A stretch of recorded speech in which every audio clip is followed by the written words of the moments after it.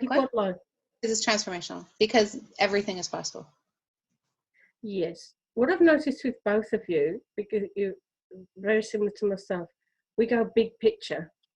When I'm asking for detail, I want detail. For example, and I'll just give you a little bit of help. When you both talked about your restaurants and your experience, you told me nothing about the curtains or the carpet or the chair that you sat on.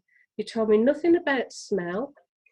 You told me about the taste that you couldn't taste. So you told me about the lack, the deprivation.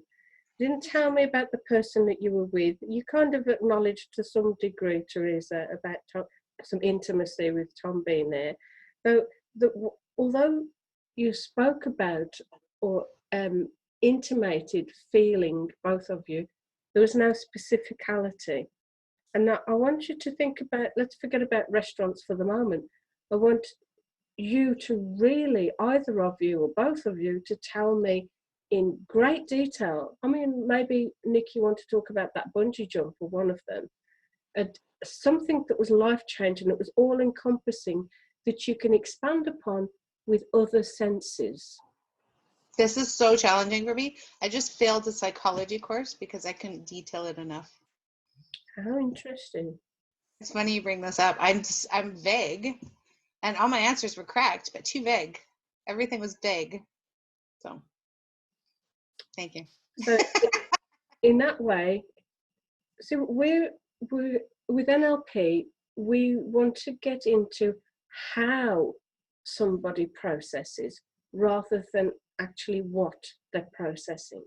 Because if somebody can tell me the glory of throwing oneself off a high point, and don't know the detail, with excuse the term, gay abandon, knowing that they're going to be safe, or trusting in the assurity that you're not going to die, and to have that ability to be free and throw your body off in the dark, and then feel the restraint or feel the safety, feel the harness, to have the wind in your hair, to experience the danger, the exhilaration.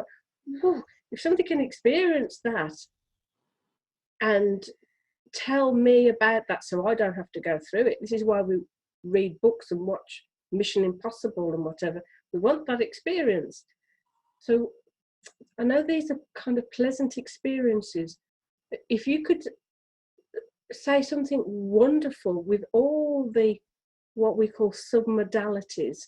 So if this was about being kinesthetic, jumping off the edge of a cliff with a bungee rope or whatever, if this was kinesthetic, I'd want to feel the wind and almost feel the G-force. I'd want to have a sudden rush of cold air or something. I'd want to be tingly from head to toe. I don't know, I've never had it happen.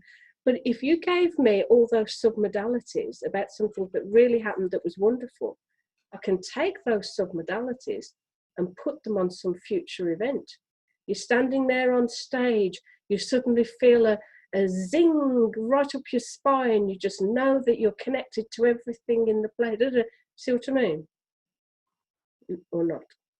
Oh, I absolutely think you're amazing. That's why you've written so many freaking books. I don't know. I mean, I can try, but I don't really know if I own that. When you talked about a transformational experience, you love this room. Tell me more about the room. Tell us more about the room. And you ever even thought about what it smells like? Nick and I would have a problem with that. It has a slight smell of lemons and peppermints. I use a clearing spray, so it's got this like clove. It's got a fresh smell. It's warm and inviting. I got a little fireplace in the corner, so it's always the perfect temperature. It is bright, and you feel like you're open. I feel like I feel magical in it. My vibe instantly lifts as soon as I go in there, and I'm immediately transported into a connection with my higher self. I love the magic that it it brings. I often just sit in space, it's timeless. It feels timeless in there. There's no clocks. There's nothing exists. It's I love it. I am very proud of this space, actually, because it's something I created from scratch. So when I look around, I have a sense of pride and a sense of connection. So take all that you've just said, what we call the submodalities of it, right? How that room made you feel. Yeah. Nobody ever makes us feel anything. It's our relationship with our environment that we allow to change us in some way for that experience. Take the wonderfulness of that and pop it into a either past or future restaurant. But as soon as you walk in, you feel, oh, look at this wonderful, magical place. What do I smell? What do I see? What is the anticipation? Oh, look what's on the menu. See if you can take those submodalities and pop them into either a future magical place, a future restaurant that somebody or you might open, that combines, it isn't just about the food, it's about the atmosphere, it's about the people. Only special people come here. See if you can do that. So as soon as I walk in the door, I'm greeted, and I feel comfortable right away. I am, it smells amazing. My mouth is watering already. I feel, it's a little bit romantic. The food is fresh. I am excited. What makes it romantic? What makes it romantic? A little bit romantic in your book might be different to probably no children.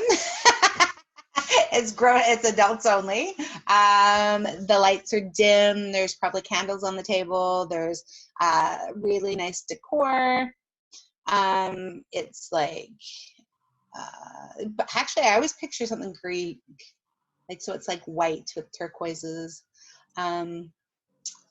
It's the service is like really friendly. We feel comfortable. The waitress pays attention to us. They're alert. They suggest something new to try. I try something new, and it's savory and delicious, and I don't know. This is so hard. Are you alone or with others? Pardon? Are you alone or with others? Oh, I'm with Tom. I'm always with Tom. Would you ever go to a restaurant alone? Maybe. Would I intentionally do it? No. Have you ever been to a restaurant alone? Have I ever been to a restaurant alone? Yeah, before Tom. Mm-hmm. But that I was 16, so not really, I guess. Your 16-year-old self would object. Have I ever gone to a restaurant? No. Let's bring Nick in. That's something I would do alone. Same thing to you, Nick, whether you want to talk about your bungee jumping or what, which is kind of fabulous, you know. What do you want to talk about with more detail? See, if it was a restaurant, myself, I'm just going to interject for a bit so I can get more information from both of you. You mentioned a Greek restaurant. I went to a Greek restaurant in Australia, and it took a long time to get there because in Australia everything's further apart from each other. So travelled hours to get there. It was beautiful decor. There were pillars and there was turquoise and there were murals and and we had pasta. And there was nothing at all Greek on the menu. So the decor was very promising and there was nothing Greek. And I've been to a Greek restaurant in Greece, which just looked like a school canteen here. It looked awful. It was busy, quite dirty. Tables hadn't been wiped, etc., and had the best food I've ever had at that restaurant. They also have been to great restaurants. And I'm saying all of this so that you guys work out your values and what's important to you. You can usually work it out by what goes wrong, because we're human beings. And I'll tell you what I love about a restaurant. I love proper linen. When you go on holiday and there's nice tablecloths, but there's plastic over the top in case people spill things, so they don't have to change the tablecloths. And so it looks nice, and put your elbows on. Shouldn't put your elbows on the table. Put your elbows on because you're wearing a nice summer dress and you stick to it. So I like nice, white, pristine linen. I like the serviettes not to be little bits of very low grade tissue. I like them to be big pieces of proper linen that you can shape into a fan, or they could do some glorious things with starch linen in nice restaurants. Doesn't mean that the food is going to be good, it might be overpriced, but if I was in that environment where everything is perfect, the chair, it supports my lower back, I don't have to worry about back aching after a while. I'm with wonderful company, and the food is glorious. I'll tell you what can ruin it. If the staff are unfriendly and don't serve me, or have to wait ages, or they're standoffish, or they're overly friendly. Service is really important to me. And when I think about that, sometimes I think, does that make me a snob? Well, I'm a snob then, okay? And after many, many years of analysing this, I like linen, I like good food, I like nice service. And I've eaten in lots of restaurants on my own, lots of good restaurants. Because when I worked in London, the company would pay for me to eat, etc. And I used to find that two things happened. So hopefully you're picking up lots of information about me, because I'm talking about things I like, things I didn't like. In a situation like that in London, one of two things would typically happen. So I'm generalising and I'm dividing them into two things. Either I'd go to the restaurant and for some reason, because I'm a lady on my own, I just get very attentive service. So if you finish that, do you want some more wine? And the meal is over in half an hour. So what do I do with the rest of my evening? Yeah, okay. Or I get completely ignored because there's a big table over there with businessmen or whatever. So I used to get one thing or the other. And quite often I'd get to the stage where I'd finish late at the place I was working, and I'd just grab something from the supermarket and eat it in the room on my own, because at least then I didn't have all that hassle. So this isn't a poor me pity party. This is situations where it can be, what makes it a nice restaurant? What makes it a good experience? What elements of it? Because very rarely do you get absolutely everything exactly as you think you want it. Some of the best experiences in life is when it doesn't promise anything wonderful, and then just because the person you're with is wonderful, it just makes up for everything, and you can laugh about it years later. Do you remember when we tried to eat that octopus that wasn't done properly and our teeth bounced on it and we couldn't even chew it up? Do you remember? It was so salty, we really wanted to spit it out, but we didn't feel that we could because of the company we were in, and the guy had just fished for it that day and beat it to death on the rocks and hung it up on the washing line and kept telling us how wonderful it was going to be, and actually it's the worst thing I've ever put in my mouth.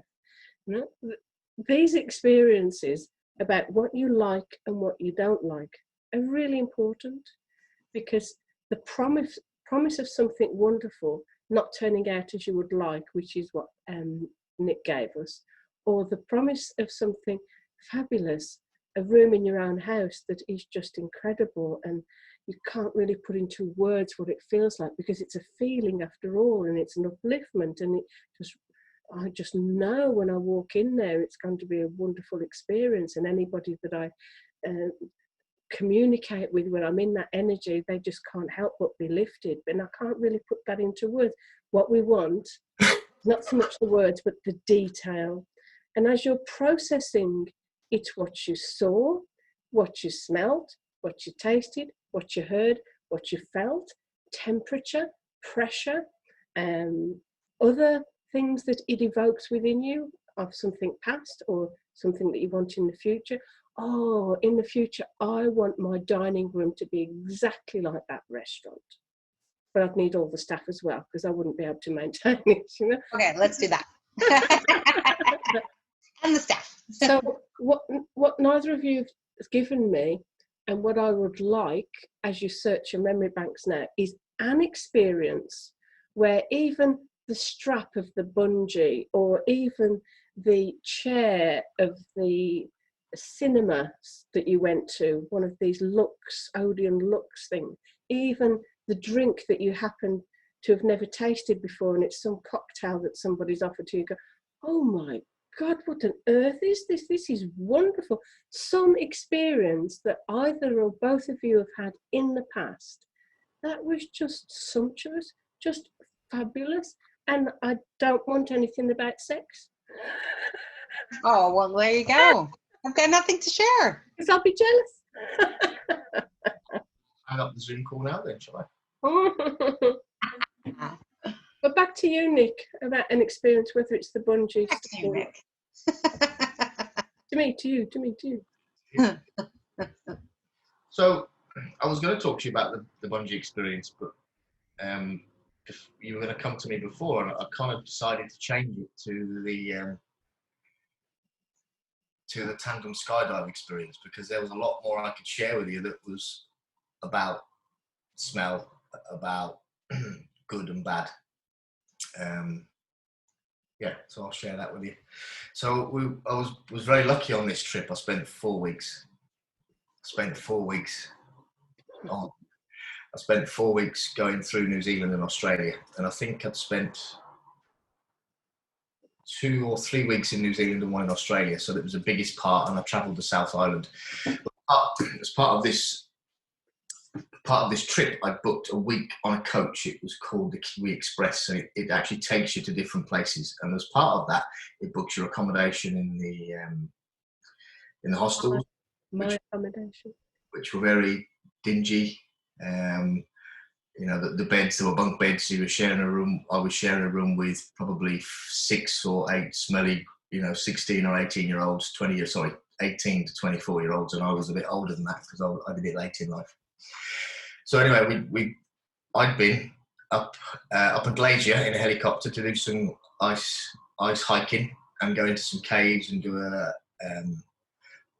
dived into a cold pool of ice, which was freezing. You can imagine as you jump in, if you get a cold bath or a cold shower, times that by 10. That's how it felt. It was kind of, you couldn't feel anything as you got out of it. But luckily it was warm because it was a glacier. So outside of that, it was quite hot. But it was an exciting experience. So this helicopter picked us back up and we travelled down the mountain. We got to the helipad, and as we came out of the entrance, it was a bit like an old Swiss thing, actually. The entrance was like an old Swiss, like you'd expect on a ski on the Alps, where you've got like the wooden steps coming down with big wooden fronted, big peaked arches, bits where the windows were at the top. Very Swiss looking. And we got into this banged up old, I can only describe it as, it was a Sierra estate, but we'd know it now as a Mondeo estate, a Ford Mondeo estate, but it was an old version, really old, probably the oldest Mondeo they ever, the first one they ever made, and it was a brown colour. And I remember getting into this. There was 2 of us. It was myself and one other person from the Kiwi Express that was on the same journey as me for the week. She was probably about 5'2". She had short brown cropped hair. Lovely girl, had a great sense of humour. She always kept making me laugh and everybody else in the group, a bit of a centre of attention. And she'd spotted this rusty old bucket of Mondeo that was almost like a poo colour. And we both, because we were about to travel to an airport and get in an aeroplane. This was the second part of the day. And we're both kind of looking at each other as if to say, let's hope the aeroplane's in better nick than this rust bucket. The guy that greeted us looked a bit military, you know, the usual sort of moustache, short hair, short cropped hair. He was very slim and trim, kind of mousy blonde hair, but very short, probably only about a grade 4 on top of his head, and a very trimmed, shiny boots, and was wearing kind of combat trousers as well. I think he was wearing a black t-shirt with yellow writing on. So he made me feel a bit better because he looked the part. He looked like he actually was, you know, he'd done this before as being part of the military. So we jumped in the car. We travelled not far away. We travelled through, as you said about Australia, New Zealand is exactly the same. You've got to travel quite far between places. You know, you go from here to a shop and it takes me 2 minutes. You go from there to a shop in New Zealand, it takes you like about an hour. It wasn't quite that long. And the countryside is beautiful. So we eventually roll up at what just seems like a really big field with a hangar. So the hangar was kind of, had a sort of dark roof, corrugated roof with, it was blue sides as well, I think, kind of blue corrugated sides with a door that rolled shut together like so. And there was this little plane there, a little, what I would describe as what would normally be a 4-seater plane, but they're taking out the back 2 seats so you could get more people in there. And from memory, I believe it was white with a red stripe. And to be fair, it looked in better condition than the Ford Mondeo that we got into previously. We spent the next hour. Now, bear in mind, if you do anything like this in England, you're going to be going through at least half a day of training. They took us into the warehouse. They showed us how they were going to strap us to them. So there was now 2 people there. And they asked us who wants to go with who. And I remember saying, like it was yesterday, which one of you is the maddest? I want the most amazing experience possible. I want to flip, I want to twist, I want to do whatever we can. This was going back into 2001, and I was a little bit free, and I liked the adrenaline buzz, hence doing 3 bungee jumps in 24 hours. So I got the guy who drove the car. Now, the other guy looked a bit more like an English SAS man. He had black hair, slightly longer, a little bit of a quiff. He was taller, slightly stockier built, and he went with the girl whose name I actually can't remember. So they took us through the parachute, told us little bits and pieces, told us how to position our head. We had to hold our head back. It was a really hot day. So it was New Zealand, so it's bloody always hot. There was no clouds, which was great for the kind of skydive we were going to do.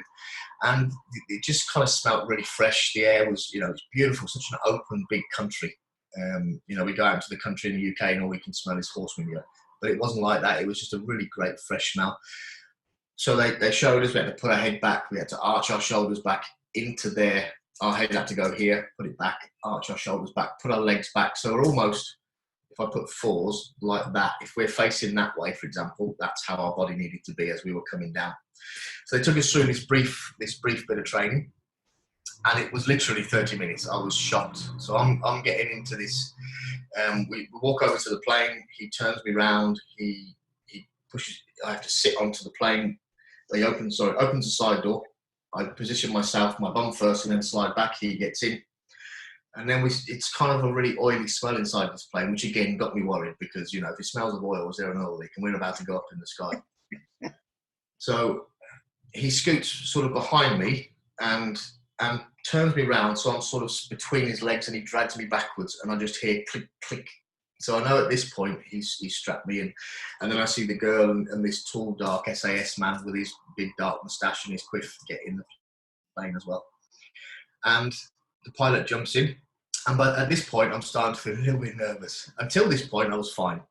I'd walked up to the plane and I was getting a little bit nervous because I'd had half an hour's training and I don't think that's enough based on our British standards. And then the pilot gets in and the plane starts. And now this is when the fear started to kick in a little bit. Didn't feel it on the surface, but there was definitely something inside me. You know, I'm starting to feel those little butterflies in the stomach.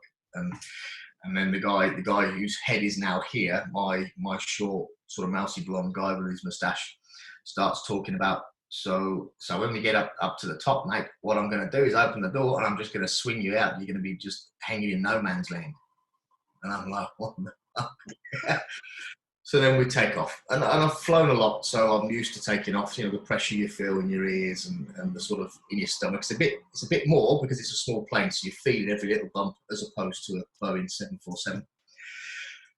So off we took off, and wasn't prepared for this because he kind of has to go in a spiral. It's not a small spiral, obviously, but to go up to altitude, he's kind of going in a huge. So this circle might be 3 miles in diameter, for example, but he's going up, and I'm looking down, and I can see these really small houses. Bear in mind, I've still got this smell of oil coming from the engine, and a few other different smells from, you know, big butch SAS men backwards and forwards of me. And I'm looking down and I can see these really small houses, and I'm thinking, oh, we're almost there. And I've looked over to the shoulder where his head's kind of peering over, and I said, so how long then? He went, mate, we're at 4,000 feet. We've got to get up to 14,000 yet. We've got a while yet. Just hold your horses, you know? And I thought, oh. At this point, I've then started to brick it, because I'm looking down and the houses, I can hardly see the houses. The roads look like hairs, you know, off the head. Like somebody just made this little pattern. So the smell inside the airplane got a bit worse, and that was me just being really scared. And again, it carried on probably another 20 minutes.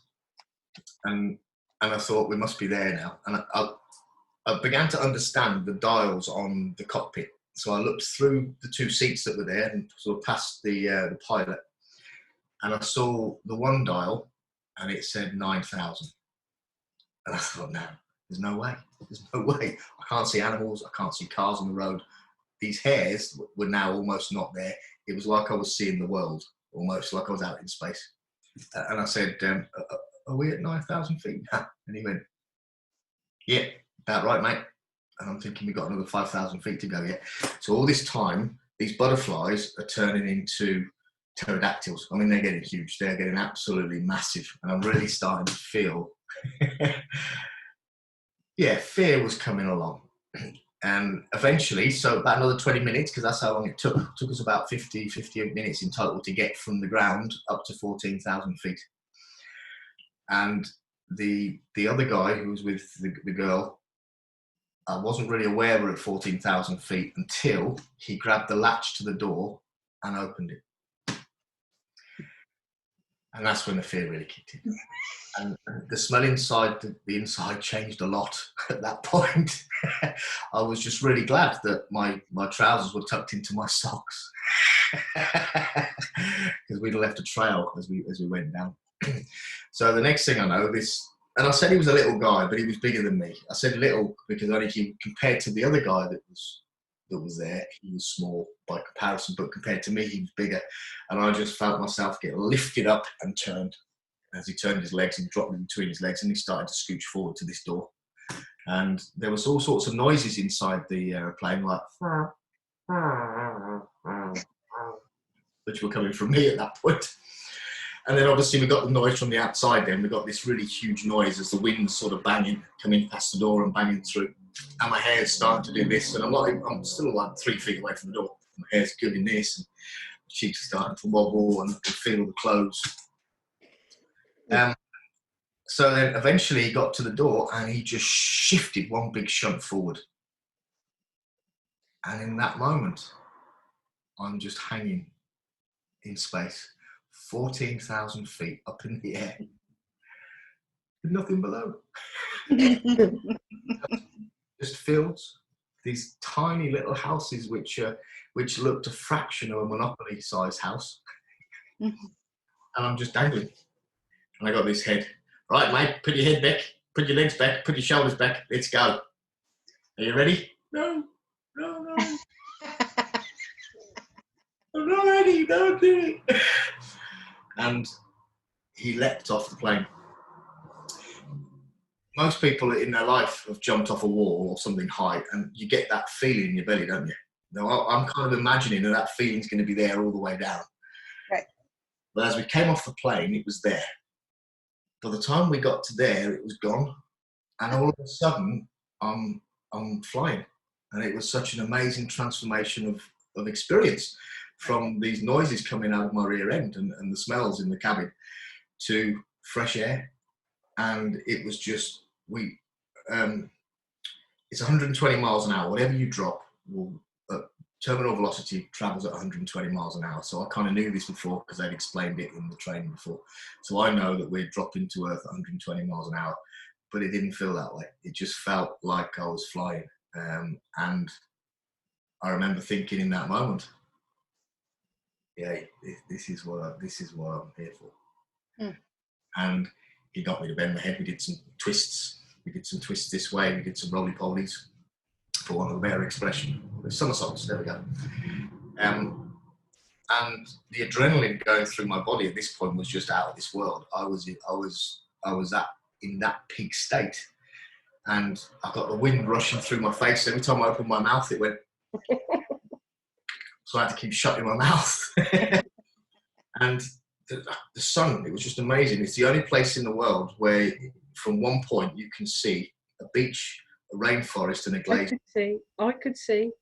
Be in the moment. I could see. At that point, I could see. The only place in the world that it is possible that anybody, including myself, are able to see that I could, and I saw a glacier, a beach and a rainforest as I'm travelling down at 120 miles with this crazy New Zealand bloke strapped to my back with only some bits of string and a sheet to stop 120 miles an hour.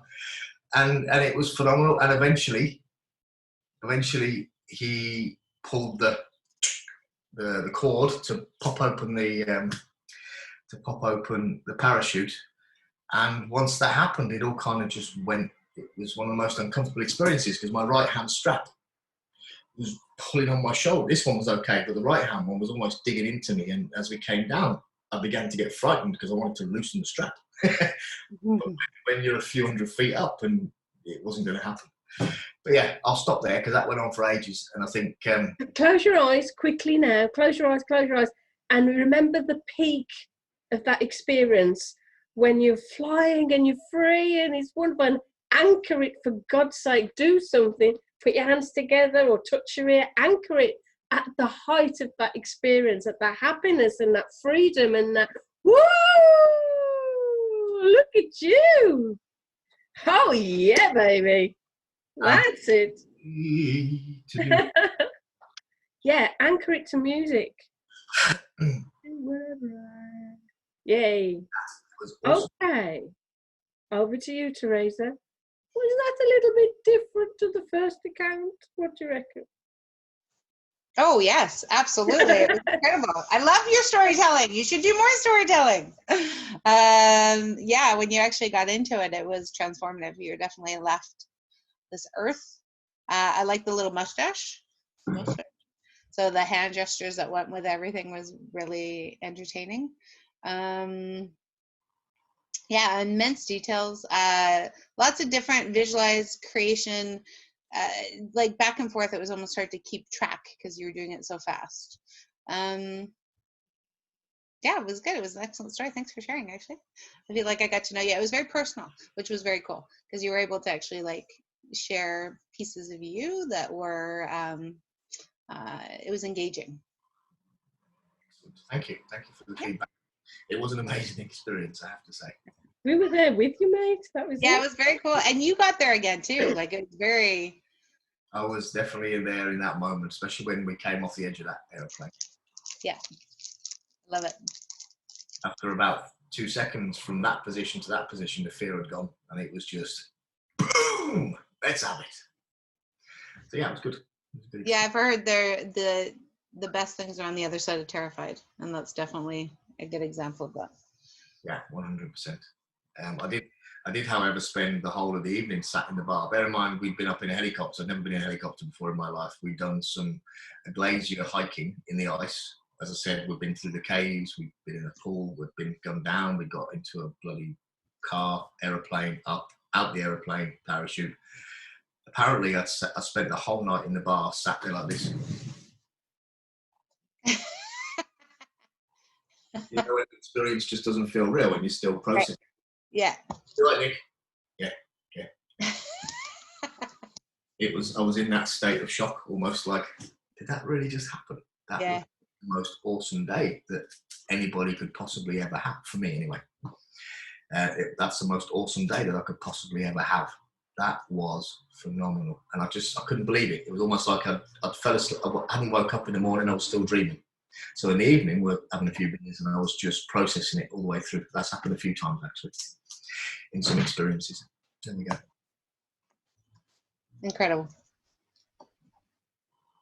And what tends to happen, as you both already know, when a client comes to see you and they're immersed in the problem, they'll give you all of the detail.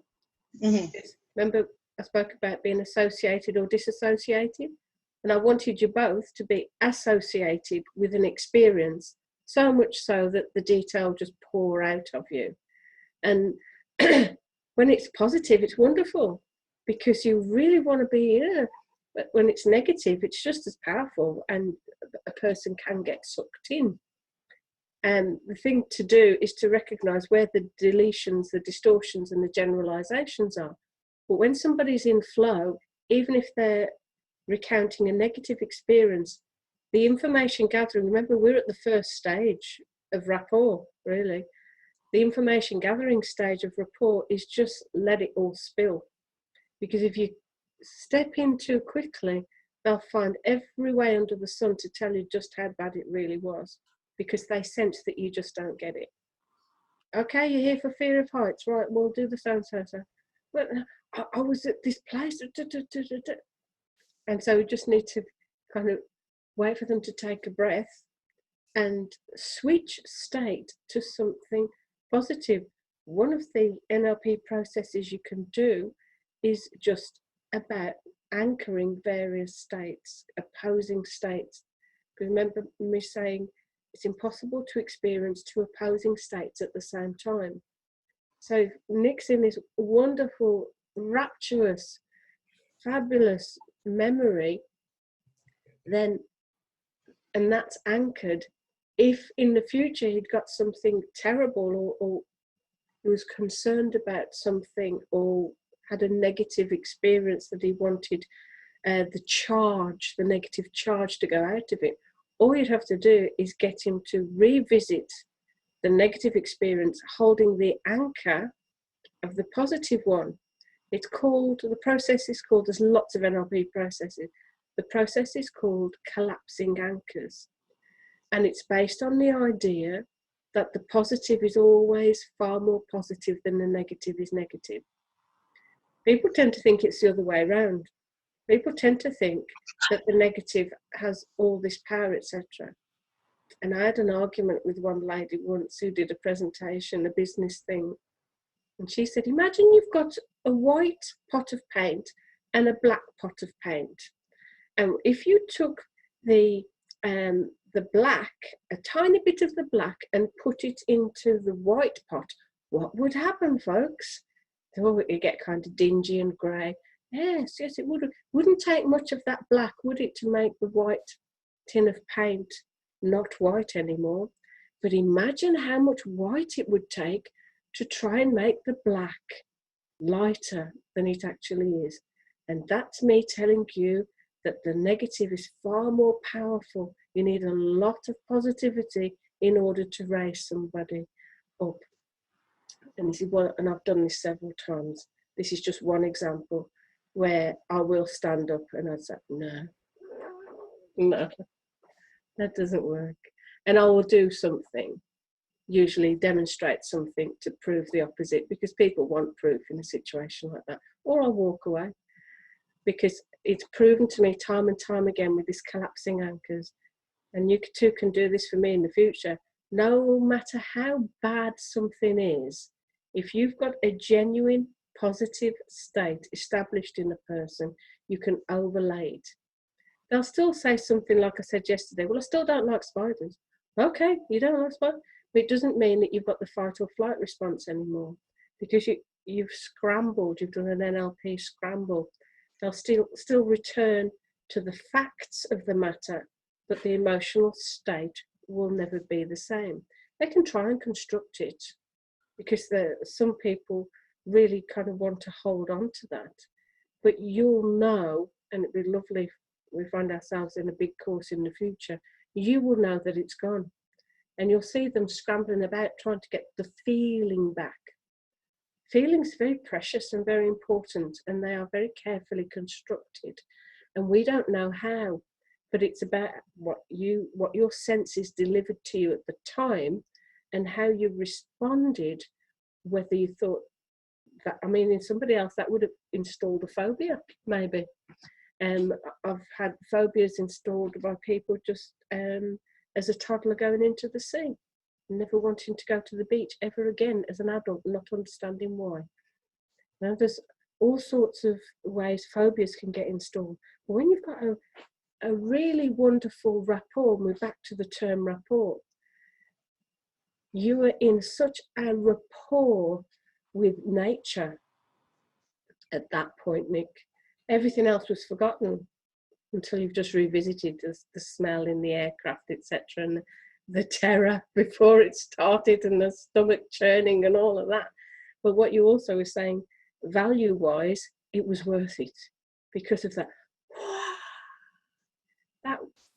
whatever it was, feeling that's kind of indescribable, with its deletions, distortions, and generalizations as well, but with its specificality.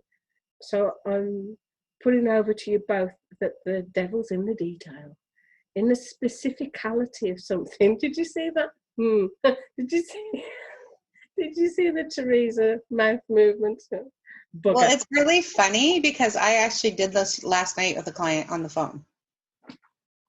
I'm sitting here thinking, I'm trying to figure this out because this is interesting. I literally did this. I had a phone call with them, and I tried to do parts therapy, but I couldn't get them into a state. So as I'm trying to talk to their subconscious mind, they're not actually hypnotized. I'm doing it over the phone. I brought forward the nasty and tried to have them rewrite over it, I am amazing, and that didn't work. So then I had to pull forward a good memory, and we had to overshadow it. So yeah, I get this works. Or I could probably make it easier for you in the future by knowing the semantics of anchoring. That I know you have an awareness of it, but when you know how physical it is, I mean, if you've got somebody sat right in front of you, obviously at the moment you've got... This was on the phone. I didn't even have video. I couldn't even see this guy. This was on the phone. Oh. This was next level. So I'm like, and bring your subconscious forward and let me talk to him. And he's like, yeah. And I'm like, okay, let's switch that. What are we doing now? Oh no, the universe likes to really test me. So in that sense, okay, over to you, Nick. What does she have that she's perhaps not acknowledging? What tool did she have if she's just got voice? Sorry, I've still got I'm free playing through my head from time. It's just got I'm free. I really enjoy that. I've got a totally different free to you. Free. Waiting for you to follow me. Looping that first line, I'm sorry. I've been trying to stop it for the past 5 minutes while you've been talking, but it's just not. Interesting. So what have you got when it's just vocal? Is that your question? All she's got is the person's voice, and they're kind of going, yeah. And she's enthusing, and she's going, and he's going, yeah. What could she do? Anchoring wise. So I've in the past, if you were to get someone to talk about the negative experience, they begin to, the emotions attached to that come to the surface. I did it this is daft, it's really daft. I did it in a bar once with the barman. I was on training in the hotel. I was the only person in the hotel from the training. Sorry, get that right. It wasn't an empty hotel. There was other people there. But I got really friendly with the barman because I was bored. And I got him to talk about a wonderful experience that he had. Because he was, people, yourself, Jennie, you attract people, so they come and start telling you something negative. His girlfriend had just broken up with him, he wasn't feeling it, and he was down in the dumps.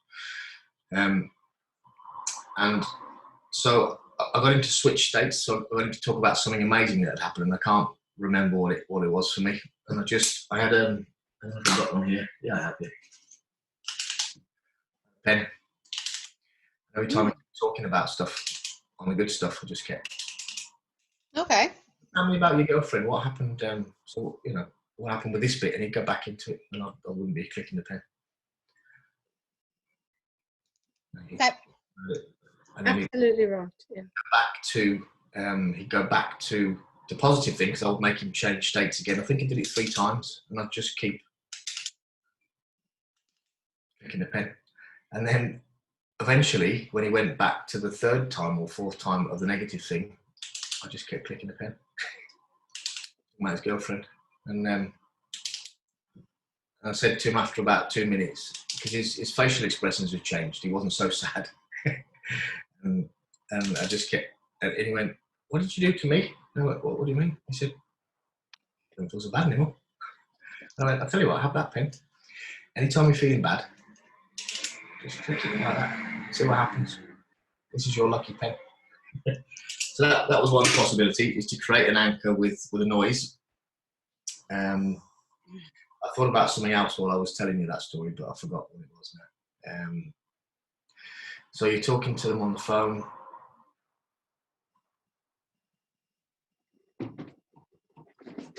No, come back. It'll come back to me because it was important, so it can't have gone forever. Does that help? You've got the. Yeah. Because I can't really snap. I've tried to do the snapping, but I can't really snap consistently. Yeah, pen is a really good one. Also similar, because you can just click it. Yeah. It doesn't have to be. I was doing it really quick.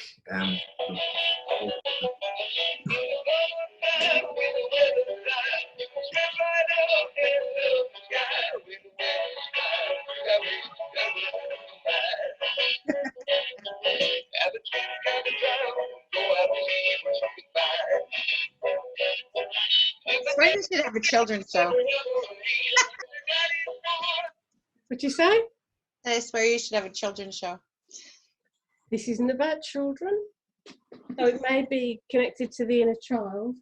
And the other one, thank you for seeing this one.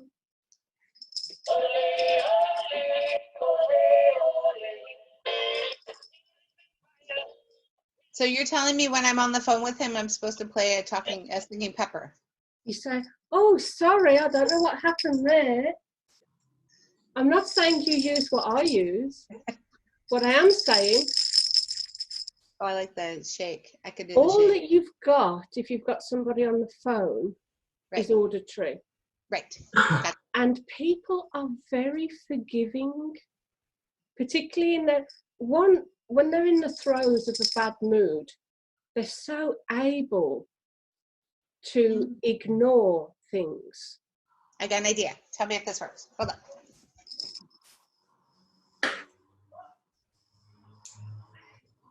You find your own way, but it's all you've got is their ears. Go on. Do you hear? Oh. Yeah. Yeah. Did that work? Yeah. What do you think, Nick? Yeah, it was better that time because it was more sound. The first 2 times you did it, I couldn't really hear it, but that time, last. Hold it. Put it down. Louder. Yeah, perfect. Okay, go. I'll look for something like a gong. I need a gong. I have the frequency ones. I have the tuning forks. I could do that subliminally. It's exciting to experiment because you take in from the world. Sorry to interrupt. I just remember what I was going to say. Oh, good. Okay. So you can. I think it was an NLP technique where you begin to emphasize specific words that would create a message to someone where their unconscious would be listening to the words that you kind of give emphasis to, but the words that you say louder create a different message to what you're actually saying with your voice. Very Andy Harrington. By now, I would have thought that you were sold on this idea to. Yes, But, analog marking. yeah, we spoke about I don't like that kind of setting, and you said about, and Teresa, you said about NLP can be evil in that sense. People use it to do that nasty things. I don't agree with that, but what I do agree with is using that wonderful technique where you analog marking. Yeah, thank you, Jenny. Where you, and I've probably gone forward ahead in your course by 2 days, and I apologize. Just while we're talking about audio, by highlighting specific words. If you were to set up a script where you knew that, like Jenny said, by now you should know. So by now would mean you're buying now, you're going to pay for it. But it also means at this point in time, by now, and then you highlight the word sold, you can kind of deliver a message to this person's unconscious without it being obvious. Got it. By just specifically using emphasis on some words that will help you deliver a specific message. So for an example, by now you're feeling amazing. Yeah. So by now you should be feeling calm, and you should be feeling distressed, and your mind should be clear of thoughts. That we never say should. Good. I'm going to